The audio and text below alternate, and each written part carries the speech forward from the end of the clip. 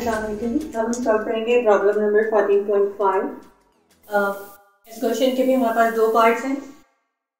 Find the focal length of a convex lens if object distance is 5 centimetre, image distance is 10 centimetre and the image is virtual. ठीक है, second part में आपको object distance 30 centimetre लेना है और image की type real दी हुई है। वन बाय वन हम दोनों सॉल्व करेंगे।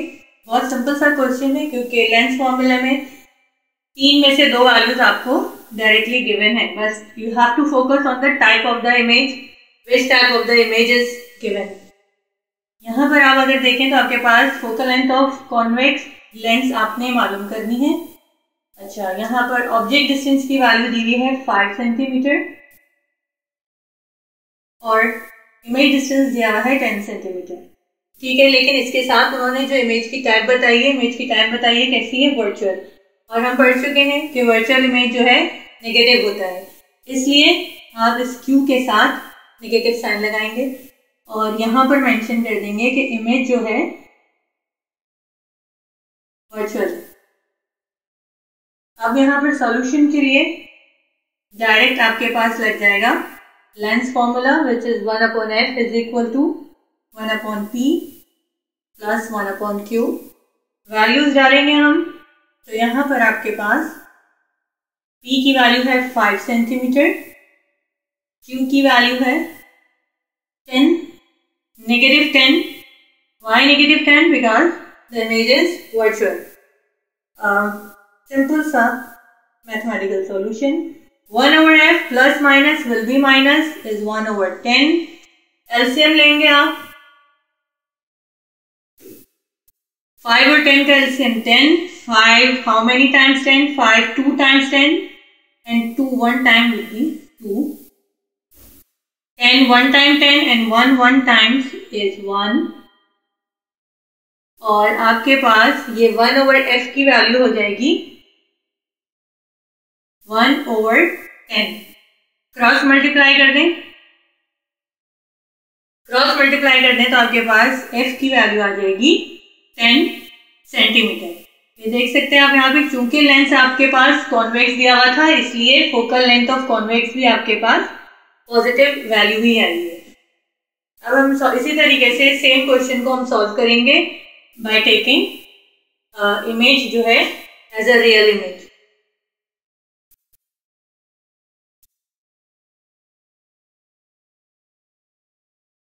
सेकेंड पार्ट में हम देखें, आपके पास ऑब्जेक्ट डिस्टेंस दिया हुआ है 30 centimetre with the same image distance 10 centimeter, but this time the type of the image is real.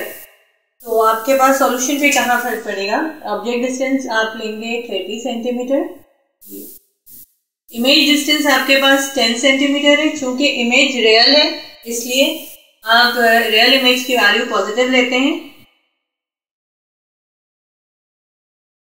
और उसको यहाँ साथ में मेंशन भी करेंगे। बाकी सॉल्यूशन बहुत सिंपल सा है क्योंकि आपके पास डायरेक्ट लेंस फॉर्मूला लग जाएगा। 2 वैल्यूज गिवन है, एक वैल्यू आपने मालूम करनी है। यहाँ पर p की वैल्यू है 30 सेंटीमीटर,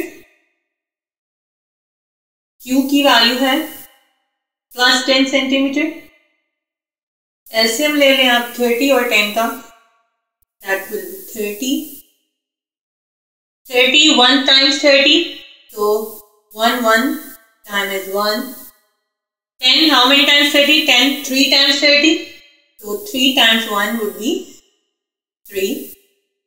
It will become 4/30. ठीक है जी, इसको सॉल्व करने के लिए 1/4 या तो आप इसको रेसिप्रोकल ले लें इसका, दोनों वैल्यूज का, या फिर क्रॉस मल्टीप्लाई कर दें। So it becomes 30 is equal to 4 times f. f would be equal to 30/4. Simplify जब हम करते हैं इस एक्सप्रेशन को, 2 times 4 to 15 times 30. So f would be equal to 15/2 or 7.5 centimetre. Lens चूंकि कॉन्वेक्स ही था तो आप देखिए इस पार्ट में, इस केस में भी इसका आंसर पॉजिटिव आया है। तो this is the solution of 14.5।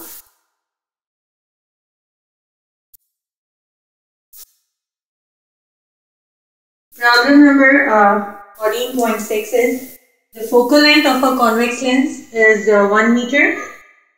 Object is placed at a distance of 2 meter before it. Determine the position, nature and magnification of the image. अब आपके पास सारी चीजें आपको इमेज के हवाले से मालूम करनी है. Not only the position of the image but it's nature and the magnification also.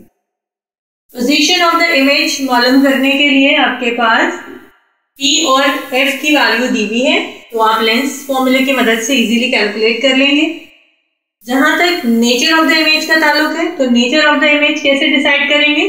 अगर आपके पास इमेज डिस्टेंस पॉजिटिव आता है तो इमेज की नेचर क्या होगी? रियल होगी. अगर आपके पास इमेज का डिस्टेंस नेगेटिव आता है तो आपके पास उसकी नेचर जो है क्या होगी? वर्चुअल होगी. As far as the magnification value concerned, you have the formula which is m is equal to q upon p.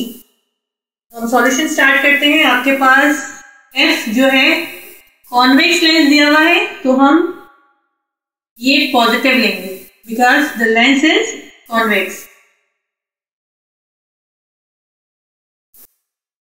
अच्छा, यहाँ पर आपके पास ऑब्जेक्ट रखा गया है 2 मीटर के डिस्टेंस पर और आपने मालूम करनी है फोकल लेंथ की वैल्यू. ठीक, सॉरी, फोकल लेंथ की आपने मालूम करनी है इमेज डिस्टेंस की वैल्यू और not only the image distance value but the nature of the image and magnification means m की value.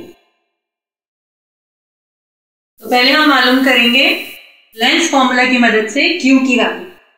And the lens formula is 1 over F is equal to 1 over P plus 1 over Q. Value substitute कर दीजिए. F की value आपके पास दी हुई है 1, P आपके पास है 2 और Q आपने मालूम करना है. ठीक है जी. तो यहाँ पर आप 1 over we write only 1 और ये 1 over 2 को आप शिफ्ट करेंगे यहाँ, तो ये हो जाएगा 1 minus half is equal to 1 over Q. LCM ले लीजिए. 1 2 times 2 and 2 1s are 2. 2 times 1 is 2, so 1 times 1 is 1 is equal to 1 over Q. आप जब इसको सॉल्व करेंगे तो आपके पास 1 over Q की वैल्यू आ जाएगी 1 over 2.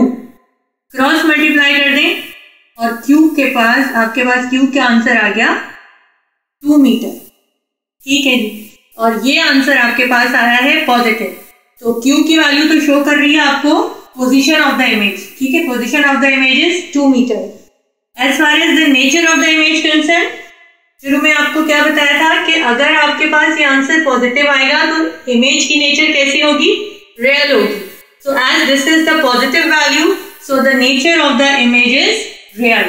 In this case nature of image is real because Q value is positive. अच्छा, now for the next part जिसमें आपको मालूम करनी है m की वैल्यू. m की वैल्यू मालूम करेंगे आप by applying the formula Q upon P से. Q की वैल्यू आपके पास है यहाँ पर 2 मीटर और P की वैल्यू भी है आपके पास 2 मीटर. तो चूंकि इमेज डिस्टेंस और ऑब्जेक्ट डिस्टेंस बराबर है तो m जो है सेम होगा. m होगा आपके पास 1. This is